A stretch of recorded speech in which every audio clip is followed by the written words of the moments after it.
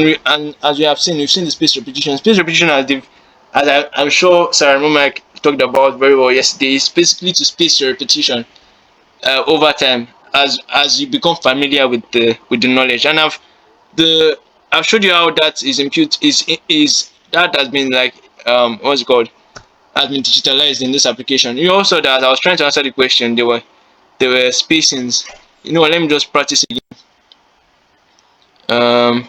I'm coming. Well, let me just put a question. My name is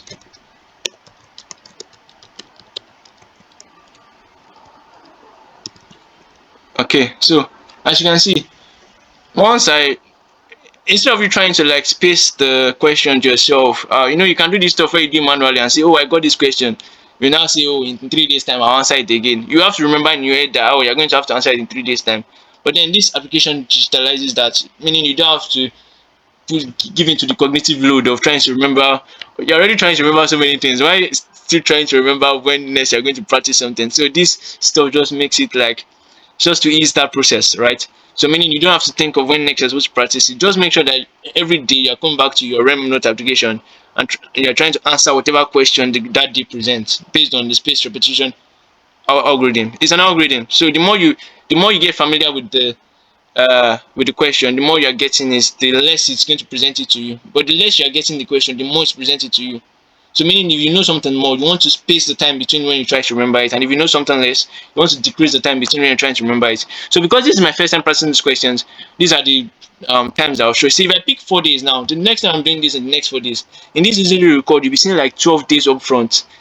Um, Eventually you see 1 month, 3 months, 8 months. There's some questions you won't see again until 8 months. And obviously it's medical school, you're trying to retain the knowledge over time. You become doctors and all that. So even when you become a resident, or even in your house job, yeah, it's that stuff. You can still come back to your RemNote and even recall, answer questions that you set in 200 level, in 300 level. You can still try to reproduce those knowledge. Yeah, so that's it about the space repetition. I hope we understand that. Do we get that? Okay, so thank you very much. This makes the work a lot easier. So the last thing is the community. So one of the beautiful things RemNote has brought in place is the what's it called, the community function, meaning different schools. It can be based on class, it can be based on school, it can be based on I don't know, the whole name body as itself. So we can all create groups, like you and your friend. Maybe you have like a reading group. So now there's this option right here. I hope you can see my cursor. So if I click on this, it shows shared. Forget the shared flashcard. That shared flashcard is to see what is like a public community where different people are posting their notes online. So you can get people's notes like from other countries or even in your country in itself. So that one is just a public space. But let's say you want a private space for you and your friends, or you and your classmates, or your entire school, your entire medical, your entire MSc. It comes to groups, right? Groups. So you create a group. Anyone can create a group among you. Anyone. So once I create the group, I name the group. Oh, let's say I name the group Rem Note Bodies, and the function of the group is to share our medical notes and questions. It gives the option to select school, but then it really doesn't matter. Just create the group. It's optional, by the way. So create the group, right? So once you create the group, anyone among you can. Not everybody should create a group. Just pick someone in that group to create the group. Then the person would invite the other people into the group based on their username. So let's say any one of you now can give me your username. Your email. And once I click into it, you get an invite. And once you accept the invite, you obviously get into the group. So the beautiful thing about the group is that, let's say we are 5 in this group now, right? And okay, let's say I've created a note on antipsychotic drugs, and I created beautiful questions, and you're like, wow, Toby, oh, these your questions are so nice. Please share me your document, the document on antipsychotic drugs.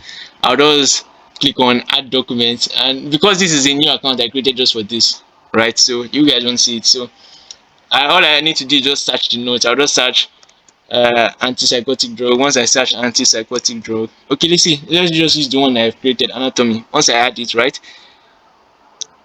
if I add it, it becomes visible to everyone in that group, meaning every all the other four people in that group can see the notes, and they can download their own copy of the notes and practice. So it reduces the burden. So you can, if you're in a group now, you guys can assign different notes. You create, you can be like, oh, you create questions on this one, you create questions on this one, you create questions on this one, and all you have to do by yourself is just to read, just read.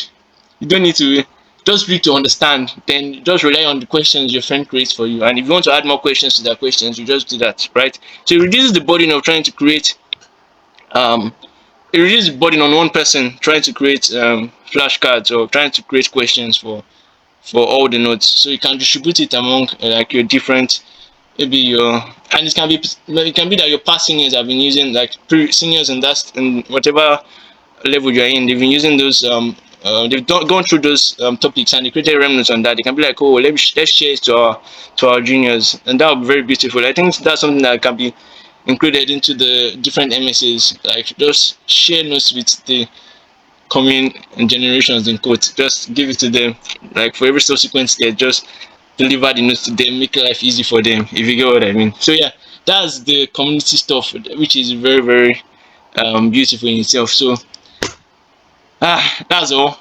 um so enjoy it, use it, have fun. um tell your MSAs they can try to use it to make life easier for the coming generations in terms of generating questions. So at the end of the day, and like I've said, you have, the only way to solidify the knowledge is to keep trying to get it out of your head as many times as possible. So reading is to understand. Once you know that, your life is easy, because you know that some people will read and God, let me remember, at the time you're reading is to understand it, and every time you practice the question is to try and solidify the knowledge of which you understand. So that's it for this session. If there's any, this meeting will soon end in 2 minutes. So if there's any question, just uh and if you understand, just thumbs up again if you are like, sorry, if you are here and you've learned from this session. Okay, all right. Thank you very much. So I look forward to hearing good news from you guys about using RemNote.